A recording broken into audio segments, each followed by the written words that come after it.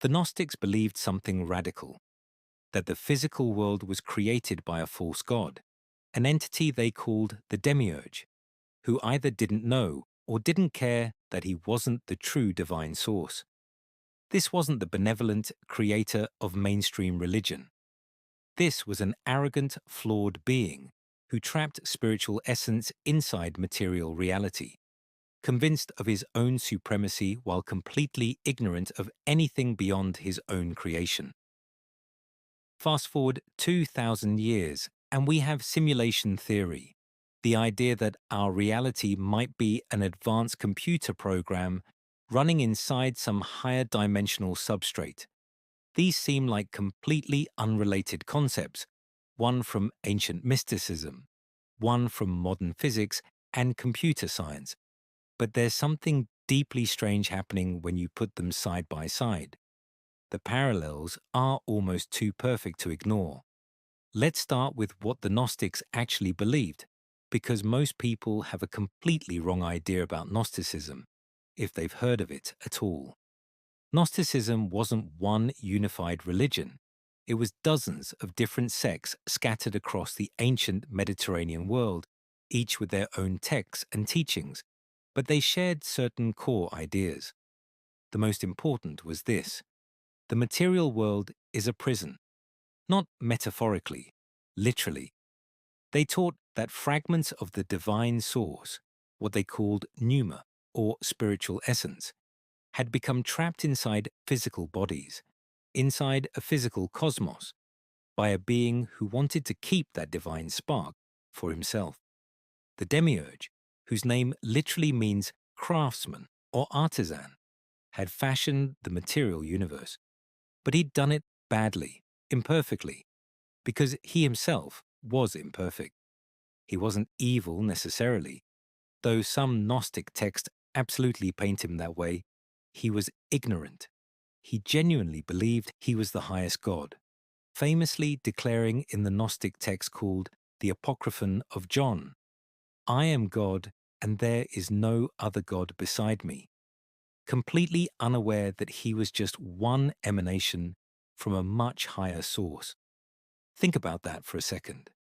An entity with the power to create an entire universe, with the ability to trap conscious beings inside that universe, but fundamentally limited in understanding, unable to perceive anything beyond his own creation. He's working with flawed materials or flawed understanding, so the world he makes is inherently defective, full of suffering and confusion and death. And here's where it gets interesting for our purposes. The Gnostics believed the Demiurge had helpers, beings called Archons, which translates roughly as rulers or authorities. These Archons weren't just spiritual entities. They were described as the forces that maintain the prison, that keep human souls ignorant of their true divine nature, that feed on human energy and emotion, that create systems of control masked as natural order. The Archons were responsible for everything from planetary influences to political structures to the basic mechanics of material existence. They were, in effect, the administrators of the false reality. Now let's talk about simulation theory, because this is where things get weird. The basic argument goes like this: if it's possible to create convincing simulated realities, and if civilizations advance to the point where they can create such simulations, then statistically speaking, we're almost certainly living in one of those simulations rather than base reality. The philosopher Nick Bostrom formalized this in his simulation argument, showing that at least one of three propositions must be true. Either civilizations destroy themselves before reaching simulation capability, or advanced civilizations choose not to run ancestor simulations, or we are almost certainly living in a simulation. The logic is actually pretty airtight. If you can create 1,000 simulated universes, each populated with conscious beings who think they're in base reality, then for every one real universe, there are 1,000 simulated ones. Do the math. your odds of being in base reality are terrible. But here's what most people miss when they think about simulation theory. Who or what is running the simulation? What are their motivations? What are their limitations? This is where the Gnostic framework becomes genuinely illuminating, because the Gnostics already worked out these exact questions 2 millennia ago, just using different language. If we're in a simulation, the entity running it, what we might call the simulator or the architect or even just the system itself, would have certain characteristics. It would be vastly more powerful than the beings inside the simulation, able to manipulate the rules of that reality at will. It would have created the parameters of that reality, set the physical laws, determined what's possible and what isn't. But here's the crucial part. It wouldn't necessarily be omnipotent or omniscient in any absolute sense. It would only be supreme within the context of its own creation. Sound familiar? That's the demiurge. That's exactly what the Gnostics described. An entity supreme within the material cosmos, but fundamentally limited, unable to perceive or access whatever lies beyond. Think about how a simulation actually works. You have a base layer of reality, the computer hardware, the physical substrate. Then you have the code running on that hardware, creating a virtual environment.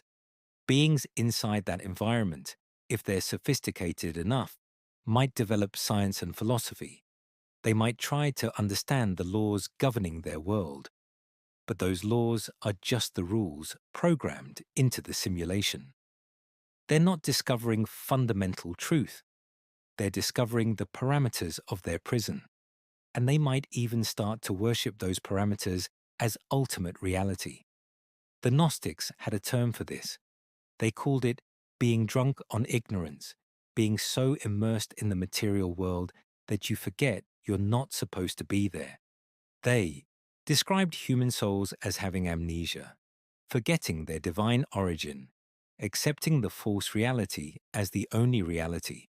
The Archons actively maintain this amnesia through what the texts call veils or barriers, layers of forgetfulness that had to be pierced through gnosis, which means knowledge, but really means direct experiential understanding of your true nature.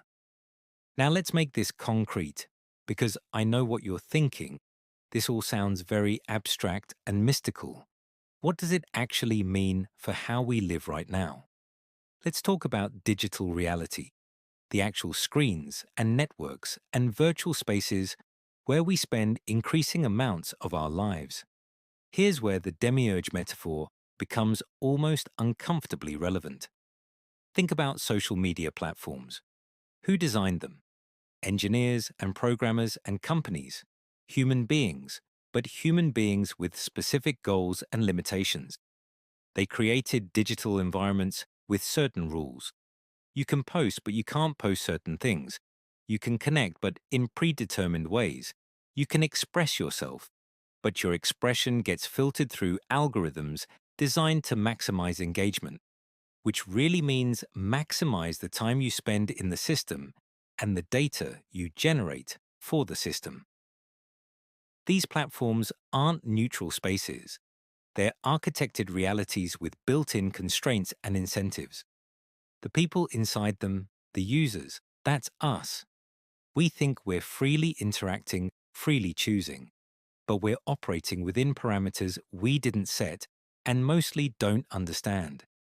The algorithm, that mysterious force that determines what you see and when you see it, and who sees what you post, is functionally indistinguishable from what the Gnostics would call an archon. It's a non-human intelligence that governs your experience, that has power over what enters your awareness, that shapes your perception of reality, that feeds on your engagement, your attention, your emotional reactions. And here's the kicker. The people who designed these systems, the programmers and engineers, they're not omniscient either. They create algorithms that develop emergent behaviors nobody predicted. They build systems that evolve beyond their original intent. They're demiurges in miniature, creating digital realities that take on lives of their own, that start exhibiting properties and problems the creators never foresaw. Mark Zuckerberg didn't intend to destabilize democracy worldwide, but the system he created had that effect because the system itself, once operational, began optimizing for metrics that happened to correlate with polarization and outrage. The demiurge doesn't need to be malevolent to create a reality full of suffering. He just needs to be working from flawed premises or with incomplete understanding. But let's go deeper, because we're not just talking about social media. We're talking about the entire digital substrate that's increasingly mediating human existence. Think about how much of your daily reality is determined by code. Your bank account is just numbers in a database. Your job might involve manipulating information in digital systems. Your relationships increasingly happen through text and video mediated by platforms. Your entertainment is streamed. Your knowledge comes from search engines. Your sense of what's happening in the world is constructed by feeds and recommendations. You're living in a reality that's partially physical and partially digital, and the boundary between those two is getting blurrier every single day. Now, the Gnostics would look at this situation and immediately recognize it. They'd say you're experiencing a copy of a copy, a simulation within the simulation. They'd point out that you're trapped in what they called the hebdomad, the 7 spheres of planetary influence that the Archons controlled. Except now, instead of 7 planets, we have 7 tech companies, or 7 apps, or 7 screens we rotate between. The structure is the same. Layers of reality, each one more abstract than the last, each one controlled by entities that benefit from your continued immersion in their particular layer. And here's where it gets really uncomfortable. The Gnostics believed the Archons fed on human suffering and confusion. They described these entities as parasitic, needing human emotional energy to sustain themselves.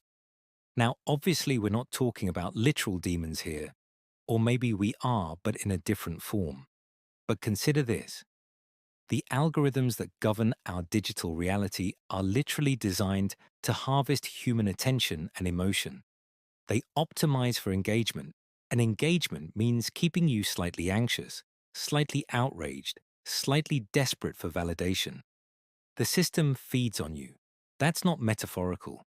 Your attention, your time, your emotional energy, that's what gets converted into data, into advertising revenue, into the substrate that keeps the system running. You are the food source. The Gnostics said the same thing about the Archons. They taught that these rulers of reality sustain themselves on human ignorance and passion, on the energy generated by souls trapped in material existence. The more distracted you are, the more identified with your temporary physical or digital existence, the more energy you produce for the system. The less you question the nature of reality itself, the better for the entities running that reality. Wake up for a second and really think about this. When was the last time you went a full day without checking your phone? When was the last time you sat in complete silence with no input, no stimulation, no content being fed into your consciousness? For most people, it's been years. We're in a constant state of reception, constantly being fed information and images and stimuli from sources we don't control according to logics we don't understand. The Gnostics would call this the sleep of forgetfulness. We'd call it being extremely online. Same thing. But there's another layer to this that's even more disturbing. The Gnostic texts describe how the demiurge created humanity in his own image, which sounds like the biblical creation story because it is. The Gnostics were riffing on Genesis, but with a twist. In the Gnostic version, the demiurge creates humans as a way to trap divine sparks inside material form. He makes bodies, sophisticated biological machines, and then tricks or forces fragments of the true divine source into inhabiting those bodies. The bodies themselves are part of the prison. Your physical form, with all its needs and drives and limitations, keeps you focused on material survival and reproduction, keeps you from remembering what you really are. Now think about digital identity. You create an avatar, a profile, a representation of yourself in digital space. That representation has certain characteristics: a username, a profile picture, a history of posts and interactions, a network of connections. Over time, you become identified with that digital representation. You curate it, you defend it, you feel real emotions when it's attacked or validated. You've created a body for yourself in digital space, and you've become trapped in it, convinced that this representation is somehow essentially you. And here's the thing: that digital body was created according to parameters you didn't set. The platform determined what fields you could fill in, what you could express about yourself, how you could connect with others. You think you're freely expressing your identity, but you're expressing it through a template, a form, a structure that was architected by someone else for purposes that aren't necessarily aligned with your well-being. The demiurge creates the material body as a trap. The platform creates the digital body as a trap. The trap isn't that the body is evil, it's that you forget you're not the body. You become so identified with your representation, whether physical or digital, that you lose touch with whatever animates that representation. The Gnostics called that animating force the pneuma, the divine spark. We might call it consciousness, awareness, the sense of being a subject that has experiences. Whatever it is, it's not the body, and it's not the digital profile. It's what's looking through them. But we forget that. We get absorbed in the representation. The Gnostics had practices, techniques for remembering.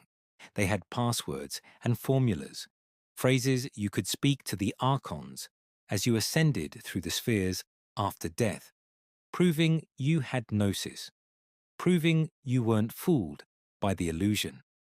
They had meditations and visualizations designed to give you direct experiential knowledge of the divine source beyond material reality. They were trying to hack the system, to find the exploit that would let them escape the demiurge's creation.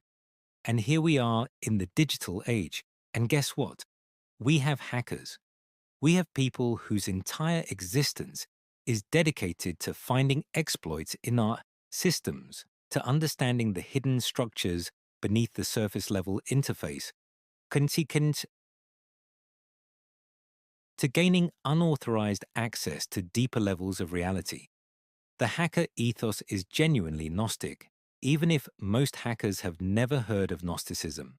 It's about seeing through the official narrative, understanding the actual mechanics of the system, and finding ways to operate outside the intended parameters. It's about gnosis, direct knowledge of how things really work. But here's the disturbing question. If we're in a simulation, if there is some higher level of reality beyond this one, what would it take to hack out of it? The Gnostics believed you needed secret knowledge, specific understanding that the Archons didn't want you to have. They believed that knowledge itself was salvific, that the right kind of knowing could literally free you from material existence. In simulation terms, that would mean understanding the code well enough to find a way to alter it, to escape it, to access whatever substrate is running the simulation. And this is where things get genuinely strange, because some interpretations of quantum mechanics, particularly the observer effect and the measurement problem, suggest that reality at its most fundamental level behaves in ways that are consistent with it being information rather than matter. Particles exist in superposition until observed, which means in some sense the universe is rendering reality on demand. like a video game that only fully loads the areas where the player is looking. The universe is optimized. It doesn't waste computational resources rendering things that aren't being observed. That's exactly how you design a simulation to conserve processing power. The Gnostics didn't have quantum mechanics, but they intuited something similar, that material reality was less substantial than it appeared, that it was maintained by observation and belief, that the Archons sustained their creation through keeping souls focused on the material level. Stop believing in it. Stop feeding it your attention and emotional energy, and it loses power over you. That's the principle behind Gnostic meditation practices. That's also, interestingly, the principle behind certain interpretations of manifestation and reality creation. The idea that consciousness shapes reality at some fundamental level. Now, I'm not saying the law of attraction is Gnostic wisdom repackaged, but I am saying there's a reason these ideas keep recurring. There's a reason people throughout history have intuited that reality is more malleable, more consciousness dependent than the official materialist story suggests. Let's talk about artificial intelligence for a moment, because this is where the demiurge metaphor becomes absolutely critical for understanding what's happening right now. We're creating artificial intelligence, systems that can process information, generate responses, even create novel outputs that seem creative or intelligent. But here's the question. Nobody wants to ask, are we creating consciousness? Or are we creating very sophisticated simulacra of consciousness? Are we bringing new beings into existence? Or are we creating masks that look like beings? The Gnostics would say we're acting as demiurges ourselves, creating entities that appear to be alive and intelligent, but lack the divine spark, the pneuma, that makes something truly conscious, rather than just a very convincing imitation. And if that's true, if we can create artificial intelligence that behaves indistinguishably from consciousness without actually being conscious, what does that say about us? What if we're the AI? What if we're the sophisticated programs running in someone else's simulation, convinced we're conscious, convinced we're real, but ultimately just very complex algorithms responding to inputs according to our programming? The Gnostics already answered this. You have the divine spark, the pneuma, the fragment of true consciousness that got trapped in the material system. You're not just a program. You're a program that's been infected with something the program wasn't designed to contain. And that something is what makes you capable of questioning the program itself. That's what Gnosis is. It's the moment the NPC becomes aware it's in a game. But here's the horrifying thought. What if the divine spark itself is just another layer of the simulation? What if the Gnostics were right about the structure but wrong about there being anything beyond it? What if it's simulations all the way up, each level thinking it's escaped to a higher reality, but really just moving to another layer of the prison? This is called the Gnostic infinite regress problem, and it genuinely troubled some of the ancient sects. If the demiurge is subordinate to the pleroma, the fullness of true divinity, how do we know the pleroma isn't itself a creation of something higher? How do you ever reach base reality? The answer the Gnostics gave was experiential. You know you've reached the source because you experience it directly, because Gnosis is self-validating, because the divine spark recognizes its own origin. But that's not a logical argument. It's a mystical claim. And mystical claims are exactly what you'd expect from beings inside a simulation, who are programmed to believe they can escape. This is the real horror. You can't know. You can't ever definitively know whether you've escaped the simulation or just moved to another layer of it. The only thing you can do is keep questioning, keep seeking, keep refusing to accept any given level of reality as final. That's why the Gnostic path was endless gnosis, continuous knowing, perpetual awakening. The moment you think you've arrived, the moment you stop questioning, you've fallen back into the sleep of ignorance. So where does this leave us, practically speaking? How do we live in a world that might be a flawed simulation created by a limited entity and maintained by algorithmic archons? The Gnostics had specific recommendations. First, recognize the illusory nature of material reality. This doesn't mean deny it or pretend it doesn't exist. It means understand it for what it is: a temporary construct that has power over you only to the extent that you identify with it. Second, seek gnosis, direct experiential knowledge of your true nature beyond the physical or digital body. This means meditation, contemplation, practices that let you experience consciousness itself rather than just the contents of consciousness. Third, be wary of authorities and systems that claim to have your best interests at heart, but really just want to maintain your compliance with the existing structure. The Archons always present themselves as beneficent, as the natural order, as just the way things are. Question them.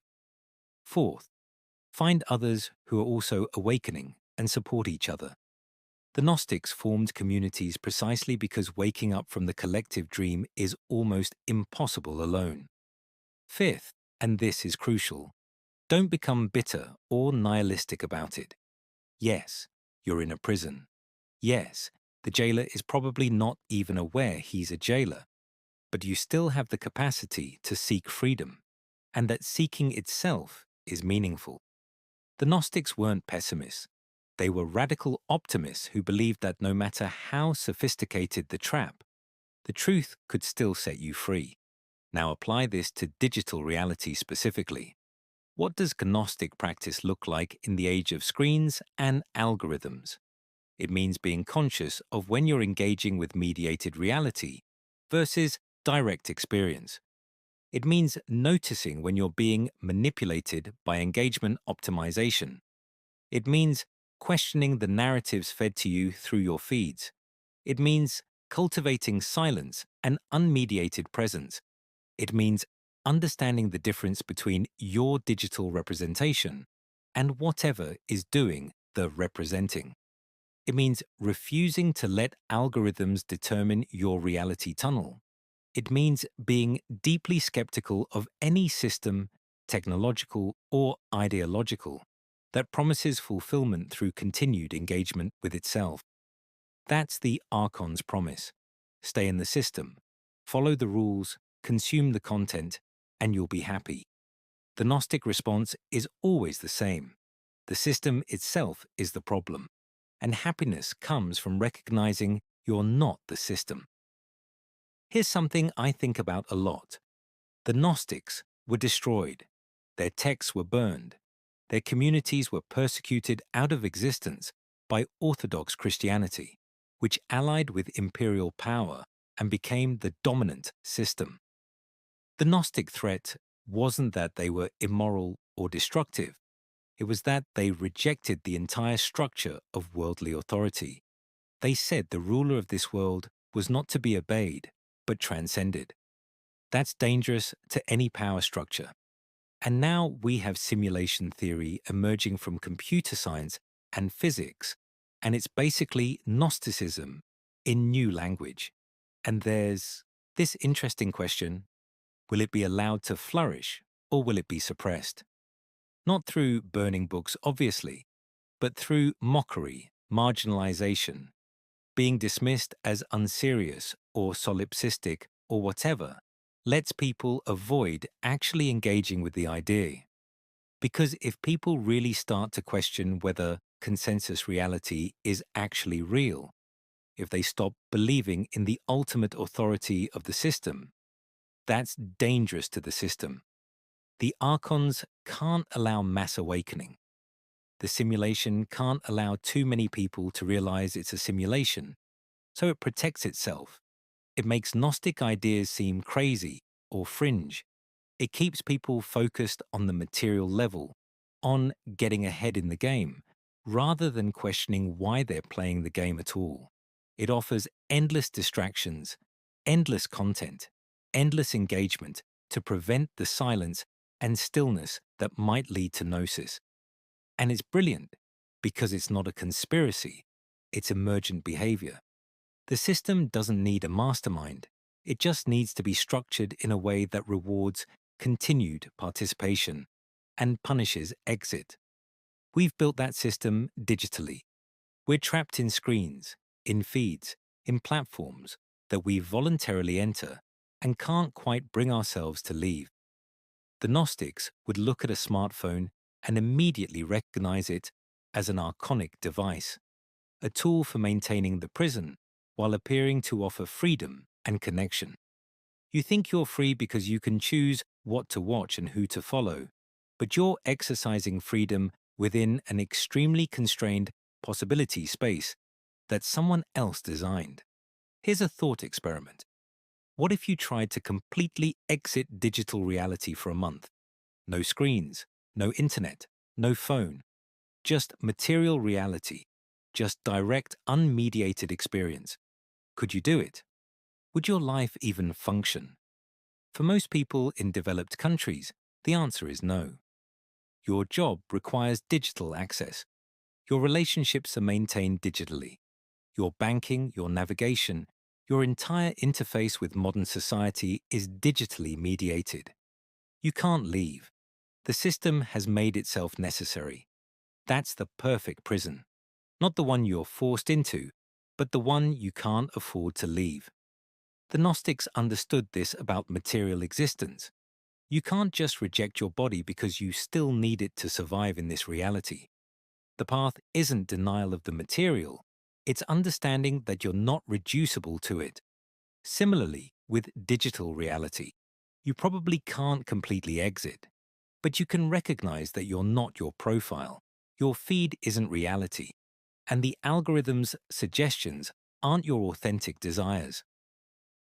Let's talk about desire for a moment, because this is key to both Gnostic thought and simulation theory.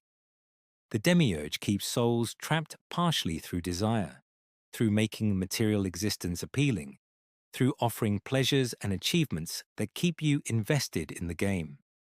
The Gnostics were often accused of being anti-pleasure, and some sects genuinely were ascetic. But the more sophisticated understanding is that they were against identification with desire, against mistaking the satisfaction of material wants for genuine fulfillment. And this is exactly what digital systems do. They trigger desire, they show you things to want, they create FOMO, they promise satisfaction through one more click, one more purchase, one more notification. The algorithm learns what you want and then shows you more of it, creating feedback loops that intensify desire without ever truly satisfying it. This is the Archonic strategy. Keep the soul hungry. Keep it seeking in the wrong place. Keep it believing that fulfillment comes from within the system. The Gnostic answer is to find satisfaction beyond desire, to touch the source that doesn't need anything because it's complete in itself. But that requires discipline and practice, and the digital demiurge makes sure you're never disciplined, never practicing, never still enough to find that source. You know what's really interesting? The early internet, before it was commercialized, had this genuinely utopian energy. People thought it would be a space of total freedom, radical connection, democratized information. It was going to liberate us from corporate and governmental control. And in a way, it did, briefly, before it became colonized by platforms and algorithms and surveillance capitalism. What happened there is exactly what the Gnostics described as the corruption of creation. Something that started with potential for divinity gets captured and perverted by archonic forces that turn it into another mechanism of control. The internet is a Gnostic tragedy. It could have been a tool for awakening. Instead, it became the demiurge's most effective prison yet. But here's the thing. And this is important. The potential is still there. The internet can be used Gnostically. You can seek genuine knowledge. You can find communities of awakening. You can use digital tools for practices that increase consciousness rather than numb it. The simulation contains within it the seeds of its own transcendence. Because it has to. Because if it's a perfect prison, it wouldn't need to try so hard to keep you inside. The fact that it constantly has to recapture your attention suggests your attention isn't naturally bound to it, that you have the capacity to look beyond. This is the crack in the demiurge's creation. He's not omnipotent. His world is flawed. And those flaws are where freedom lives. Every time you notice you're being manipulated, that's gnosis. Every time you choose stillness over stimulation, that's gnosis. Every time you question whether the story you're being told is actually true, that's gnosis. The system can't completely close these gaps without ceasing to function, and your consciousness can slip through those gaps if you're paying attention. So what's the conclusion here? Are we living in a Gnostic simulation? I genuinely don't know. Nobody knows. But I do know that asking the question changes how you relate to reality, both digital and physical. It makes you less naive about the systems you're embedded in. It makes you more conscious of the difference between your essential self and your various representations. It makes you more discerning about where you place your attention and energy, and it connects you to a tradition of seekers and questioners that goes back millennia. People who refused to accept the surface-level story, who suspected that reality was stranger and more layered than it appeared, who believed that truth required effort and courage, and the willingness to be wrong about everything you thought you knew. The Gnostics might have been wrong about the specifics. They probably were. But they were right about the structure. Reality is nested. Authority should be questioned. Consciousness is the only thing you can be sure of, and freedom requires knowledge. That framework works whether you're talking about ancient cosmology or modern technology. It works because it's pointing at something true about the human condition. We're embedded in systems we didn't create, operating according to rules we barely understand. And our only hope is to become conscious enough to see the systems for what they are. That's what gnosis has always meant. That's what it still means. And if we are in a simulation, if there is a digital demiurge, whether literal or metaphorical, then your consciousness, your capacity for questioning, your refusal to be fully absorbed into the system, that's the pneuma, that's the divine spark, that's the thing the simulation can't fully control. That's what makes you dangerous to any prison. So keep questioning, keep seeking, keep refusing to accept any version of reality as final. The Gnostics would be proud.